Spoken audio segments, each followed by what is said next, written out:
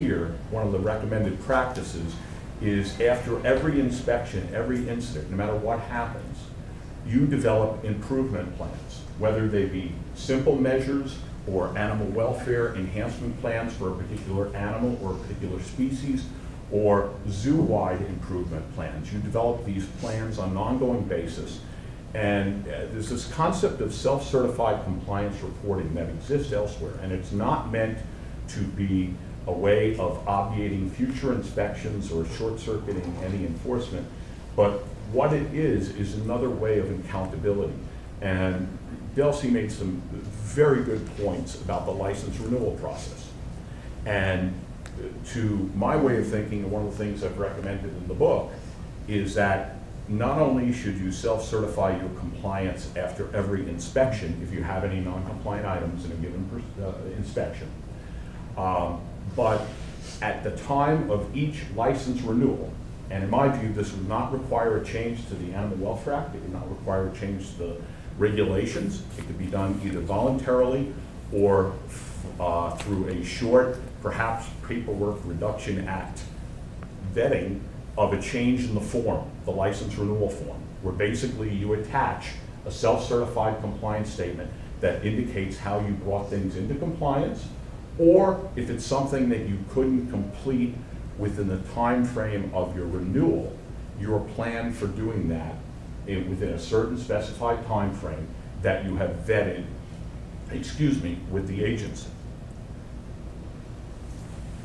What that practice would do, and what it would do with license renewals, is accelerate improvements, provide greater accountability, and perhaps in light of the animal care database removal, and now many of the records, or a good number of the records have been restored, but the database hasn't, and the database itself was of great utility.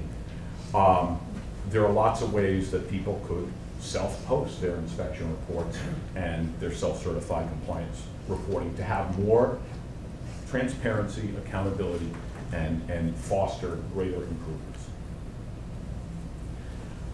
This is something I just want to make you aware of from Greg Vicino from the San Diego Zoo Global and Dr. Lance Miller at the Chicago Zoological Society. The 5 opportunities to thrive: opportunity for a well-balanced diet, opportunity to self-maintain, opportunity for optimal health, opportunity to express species-specific behavior, and opportunities for choice and control. This is something that I hope every zoological organization will embrace and practice daily as a mechanism for further enhancing animal welfare. And again, I'll leave you with Frank Zappa: never stop until your good becomes better and your better becomes the best. Thank you very much.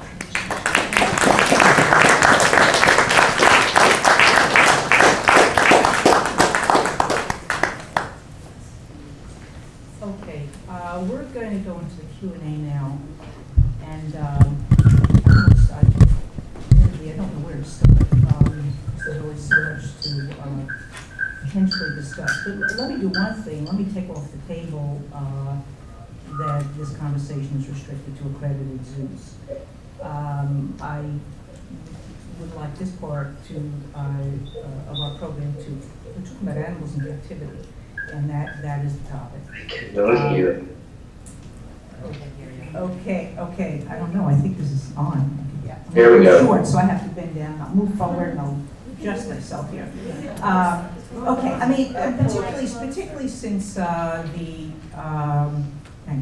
Particularly since what we just mentioned before, the AZA accredited zoos represent only 10% of the zoos in the country. I don't think that's really representative of what's happening in the country. So I think we really should, and everyone here has tremendous knowledge of all these topics, so I think it's fair to discuss them all.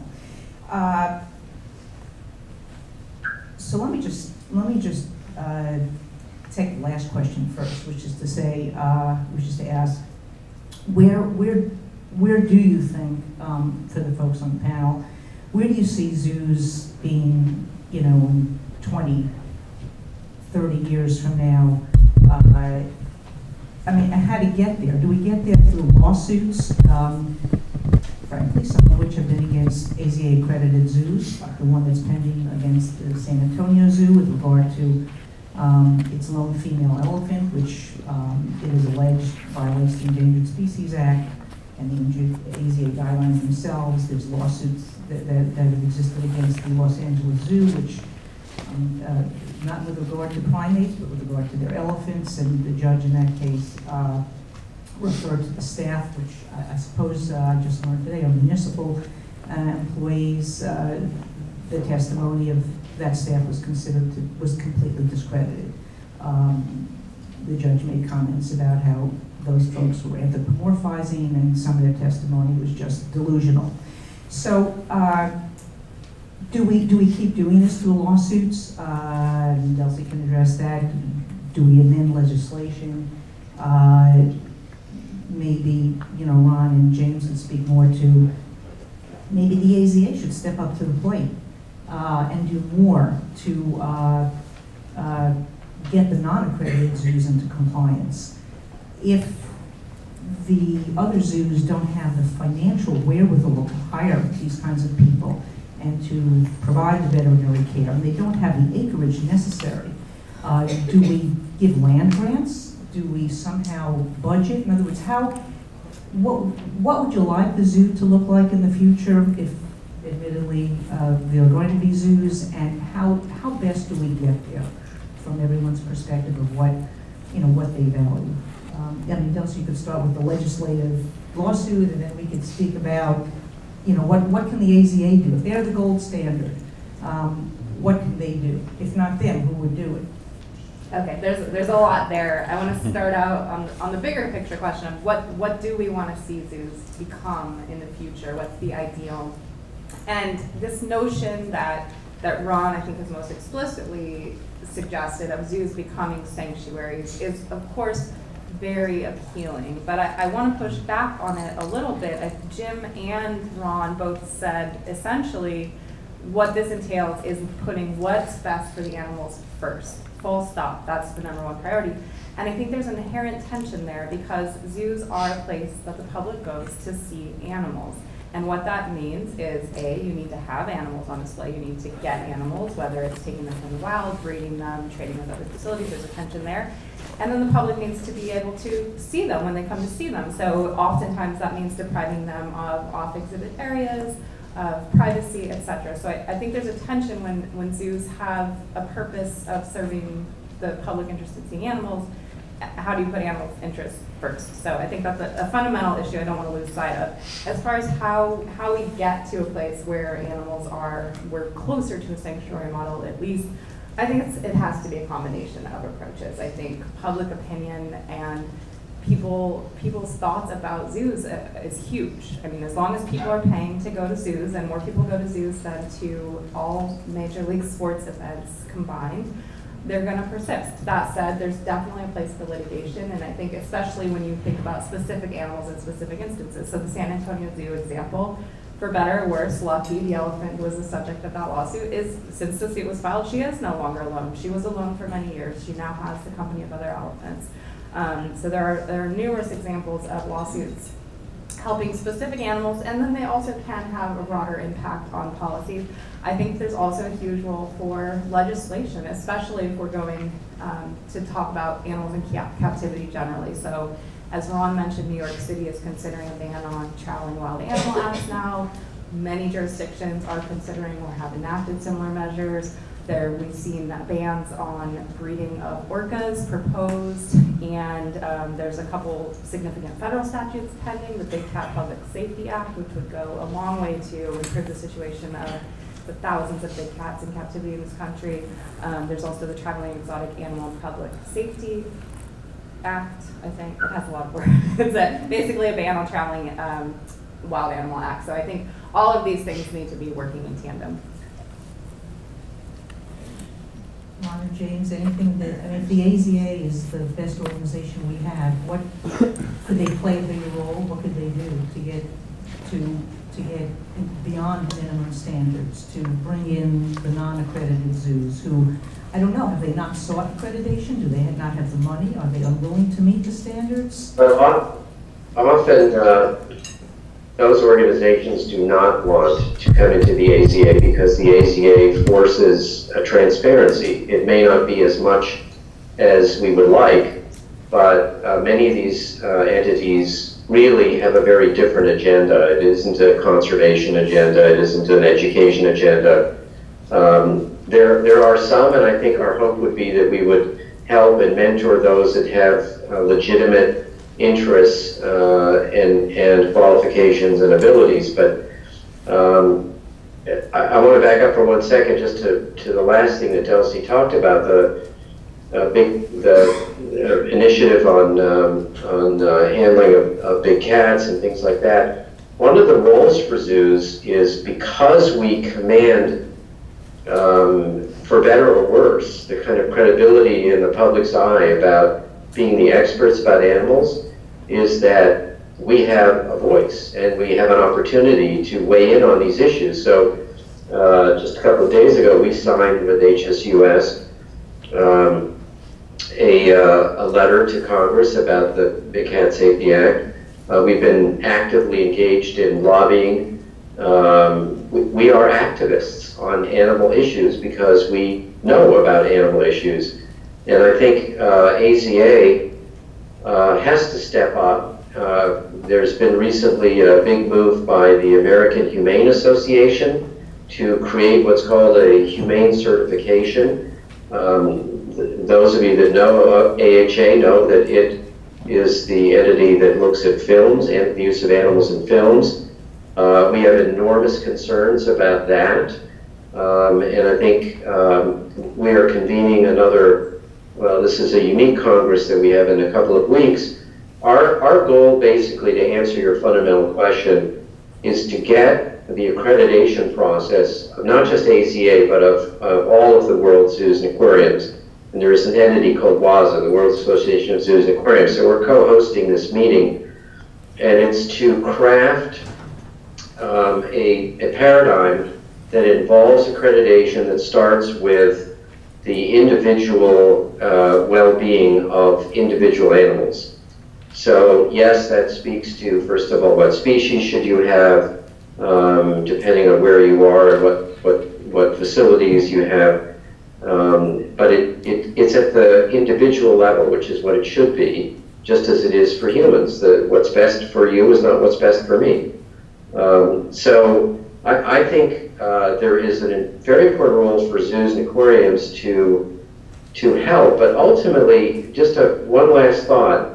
If you look at the paradigm, which we found fascinating a couple of years ago, in America, until about 10 years ago, 100,000 people a year died in hospitals in the United States because of mistakes. That's a mind-boggling number.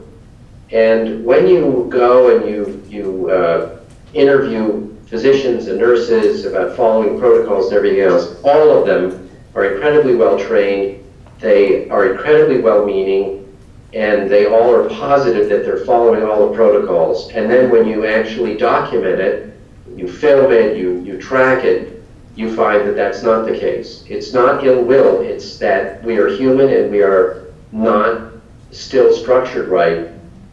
The only reason that the American Medical Association took this on was because of lawsuits and the media.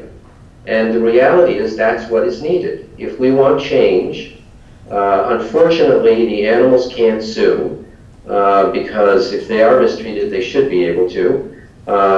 And I just had another meeting today with the head of one of the TV stations, pleading with them to cover issues as opposed to there's a new exhibit, there's a new baby animal, but to really cover the issues, both environmental and animal welfare issues that we think are so important. It's very, very difficult to get the media's attention because everybody, gets sort of swept up with biophilia and the love of animals and gets all mushy when they see cute animals, and it actually gets in our way.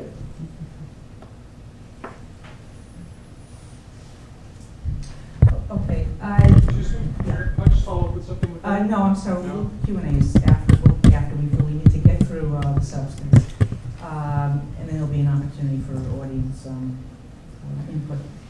So, one of the things that we have in Congress is an animal coalition. We've got both Republican and Democrats who are members of that group, and of course, I don't know what this group is because different folks got elected now, but it's quite substantial in size. And I think in this country, public sentiment is protective of animals, and yet we really do have a spectrum. So, and maybe, Dale can speak to this, is it really a question really of ethics and morality, so that on one side, far to the left, you've got the presumption against captivity and in favor of autonomy and liberty for non-human animals, and then move a little bit to the right, and you have the folks who feel that you can overcome that presumption, you can meet that burden of proof and overcome the presumption if you have captivity with in excess of the minimum standards, and perhaps certain species not even in captivity. Perhaps those, Ron would agree, those would be elephants and orchids. And then you go a little further to the right, and you have an acceptance that conservation, research, education allows you to meet the burden of proof and overcome the presumption. And minimum standards are enough. Animal Welfare Act standards are enough, and all species should be in captivity. And then far to the right, you have canned hunting. So we have the spectrum, and even within the AZA, there are zoos like the Detroit Zoo that closed its elephant exhibit, and then there are AZA accredited zoos that did not and do not agree that elephants are inappropriately kept in captivity. So you have this spectrum. Is it a matter of just morality? Well, so I'll begin by trying to say something in response to your question, but then I really want to bear down a little on this question about the AZA in particular. The fact of the matter is that we have incoherent views about animals. We, happily chomp on cheeseburgers, while we bemoan the pollution that comes from factory farming and greenhouse gas emissions. Most of us are involved in some web of incoherent and inconsistent behavior. And it's not surprising, because attitudes towards nature and animals are in a process of extremely dynamic change, and it's not surprising that people haven't sort of figured out what it is to be consistent about these values, much less to live in accord with them. And one consequence of this is that there can be eruptions of social change when you least expect it. And when you combine that with this general political climate in which we live in, and this is going to sound like a little bit of cold water, I think, on what Delcianna have just been saying, no one much is really in the business of legislating these days about much of anything. Now, the lower in the political, sort of trophic levels you get, the more people are likely to legislate. So you get the New York City Council to do something, the New York State Legislature is a pretty tough pull, and when you get to Congress, mainly they're interested in getting reelected and on television.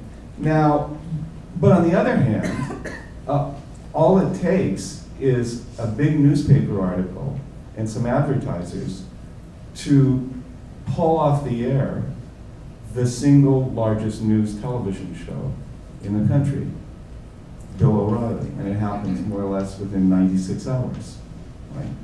So there's a sense in which a lot of things are extremely vulnerable to really surprising change, but it's very hard to predict, and a lot of the old models for how to bring about change that we learned in civics classes don't actually seem to be very effective anymore. Now, this leads me to the AZA question. Can I just say something about AZA? Please. Okay. So I have to say, and sometimes I'd like to talk to Ron about this in more detail, maybe without an audience. But I've been talking to people from AZA in different contexts for many years, and I find AZA growth really frustrating and extremely difficult to understand. And part of it is, we're in this situation where most of the animals that are kept under conditions that ordinary people who don't come to meetings like this actually do think of as zoos. They don't really make huge distinctions between roadside zoos and bigger, better, yeah, great, you know, and all that. But these are all kind of things, you know, for people to see these animals, which is really what it's about. And basically, nobody takes responsibility for all of these animals being kept in captivity under all these different conditions. There's really, you know, I mean, as Delcy pointed out, we don't do much in terms of regulating even the best zoos. The AZA is the holy 10% that doesn't see what happens beyond its membership as really being anything of its interest. In that sense, it functions kind of like a lobby group, like an interest group. You pay your money and we represent your interests, you know, and everything else is off limits. And so I think one big problem we have, and by we here, I mean, I think AZA member zoos should see it this way, I think we all have, is who is it that's supposed to, in some way, speak to this space of where the 90% of the captive animals are? Or to put it another way, to use the language we've all been using and agree on, who speaks for the animals that are being kept under those conditions?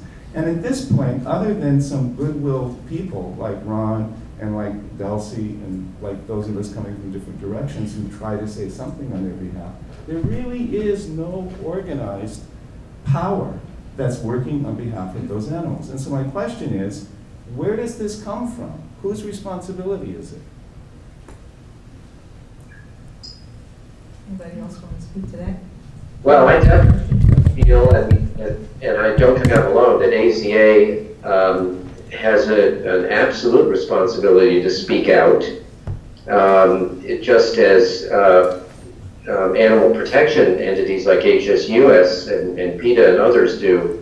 And what is interesting is that I find out more and more that there are individual efforts which go on kind of quietly behind the scenes, often between AZA zoos and HSUS and or PETA or IFA or some of the others, with respect to extracting animals from these terrible conditions and trying to, you know, move the dial forward. When we got involved a few years ago with PETA, we did the largest rescue of non-domestic animals in the history of the U.S. 27,000 animals were in a warehouse in Texas in shocking conditions. And, you know, there are lots of others. I'm finding out all the time that there are lots of other AZA zoos that actually are quietly working with organizations to do this. I think it should not be quiet. I think it should be very public. And I would say, Dale, that unfortunately, AZA is kind of conservative, and it is a diverse enterprise with very different views.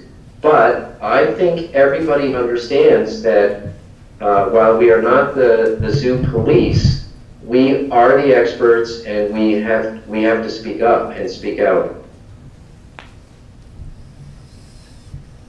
Okay, I'm just going to backtrack a little bit because you know, all of us have come to this program with unequal knowledge, and I think some of us don't entirely know where these animals come from.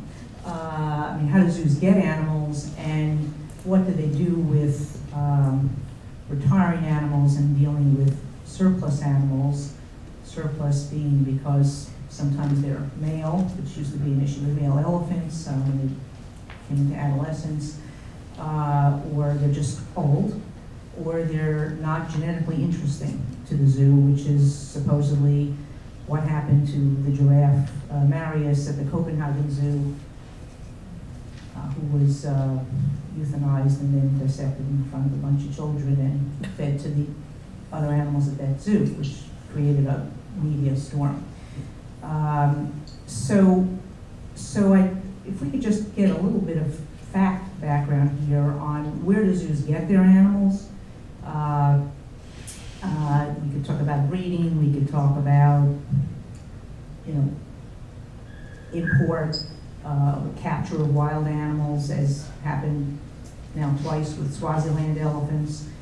And then, you know, or maybe, you know, whatever the other sources are, and then what what do zoos do with the surplus animals, and what would they be entitled to do under AZA regulations? So, for example, let's discuss, can a surplus animal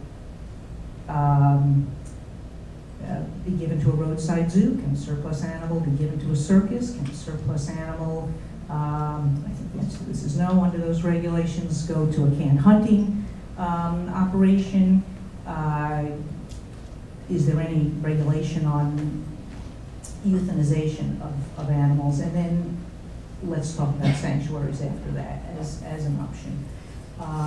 And the resistance of the industry to send the animals to sanctuaries and retirement. So where do the animals come from, and where do they go afterward?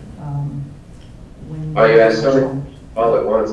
Yeah. So the vast majority of animals, I don't know, 99% of animals are bred within AZA zoos and aquariums and then shared with other AZA zoos and aquariums.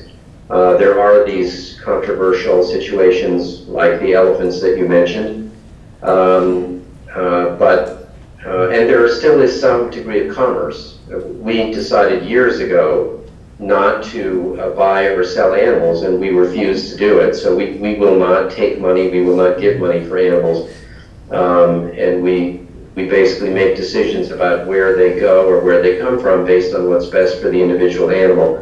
It used to be in the old days primarily just a genetic decision, and we don't agree with that. We think these are individuals. But equally important is the whole issue of what animals. And I know you all are assuming that the big discussions, which seem to take forever, revolve around things like elephants and orcas, but you probably don't know that we've already started sending away from here large birds. And that's not going to capture anyone's attention, but we think it is consistent. You know, Dale pointed this out, and it's incredibly important that we are inconsistent as individuals, as institutions. We don't think that it is appropriate for any animal to be deprived of its normal locomotory mode. Birds fly for a living. And so if you have large birds and you don't have a massive, massive aviary, that fundamentally is going to compromise the welfare of those animals. So this is a huge area that is evolving and is challenging. The culling that goes on in Europe, on the one hand, it's great that they're transparent about it. On the other hand, it's pretty heartless, and our basic policy is cradle to grave. So we have retirement plans for our animals. There just isn't a situation where the individual is not cared for optimally for all of its life if we've had anything to do with it. And we're not the only zoo that does that, so. Under the guidelines, would an accredited zoo be permitted to retire an elephant? Could they sell an elephant to a circus? Could they? I can't hear you. I'm sorry. Under the AZA guidelines, could you just list the avenues that are permitted and the avenues that are prohibited? Sure. What is not permitted, for instance, is to send animals to an animal auction. There are these auctions in the United States. You know, there's this prevailing notion for some reason in this country that if you're an American, you can own anything you want to, like a gun or like a tiger. And I think everybody probably knows that there are thousands more tigers in private hands than there are in accredited zoos, which is just unbelievable. I mean, I shouldn't laugh. It is one of those things that drives us crazy. Obviously, it undermines conservation, but much more importantly, it's horrible for the animals. What is a little troubling is that within accreditation, you do have some latitude. You have to have a clear policy within each institution, but you do have latitude. You can't send them to canned hunts, you can't send them to auctions, but you potentially could send animals to a non-AZA accredited entity. And we have strict policies that say you can't do that, but that is not the case for all institutions. Can I? Sure. I just want to tag on very quickly. That's exactly part of my concern with AZA is you create, to put it generously, a regulated sector, but you have a much larger unregulated sector. And so leakage is inevitable in that sort of situation. And this is just a general fact about regulation. It just happens to apply in this case. And picking up on that point, although you can't sell an animal directly to a canton, say, you can, and it does happen, that animals are sent to third parties, to middlemen, to dealers, and it's incredibly difficult to track for a number of reasons. One, because although many zoos, AZA zoos, are state-owned, since they're operated by these nonprofit entities, a lot of them skirt public records laws, so that becomes very difficult. The existence of the middleman itself makes it difficult, but I have gotten public records from dealers in Texas, for example, who are acquiring animals from AZA facilities and who do business with cantons, unaccredited roadside zoos. So it does happen. Sorry? Send me names of the places that you know about. Okay. As far as the acquisition of animals, as Ron indicated, the majority are captive bred, and I'd say that's one of the AZA's primary reasons for existing is to ensure a constant supply of certain captive bred animals. And as a result, animals are moved around from facilities like chess pieces all of the time without regard to the social connections that they may have developed just because of their genetic viability of breeding with another animal. So just one example, a polar bear was moved a few weeks ago from SeaWorld as part of a breeding program. Her companion, they'd been together for 20 years, her companion died within a couple of weeks of the polar bear being moved away. But in the instances where captive breeding doesn't work, there are definitely, the Swaziland elephant import was mentioned, numerous circuses have provided elephants to zoos. So Lucky, the elephant at the San Antonio Zoo, is now with two former Ringling Brothers elephants. And Ringling has a long-standing relationship with the AZA. And when there are not enough animals within the AZA, they do make exceptions and work with unaccredited, non-AZA accredited facilities for breeding and for importing. I think cheetahs is one example of that. So I think we need to go into some audience Q&A in a few minutes. Let me just ask this last question. I have an infinite number of questions, but if we all agree that a sanctuary model would be an improvement, can someone respond to why there's a resistance today in zoos sending their animals to sanctuary now, so that when the animals are too old or when they are surplus, is there a reason then why there's such resistance to, for example, sending elephants to the elephant sanctuary in Hohenwald, Tennessee, or to Paw Sanctuary in San Andreas, California? Why do we have such resistance? Well, I must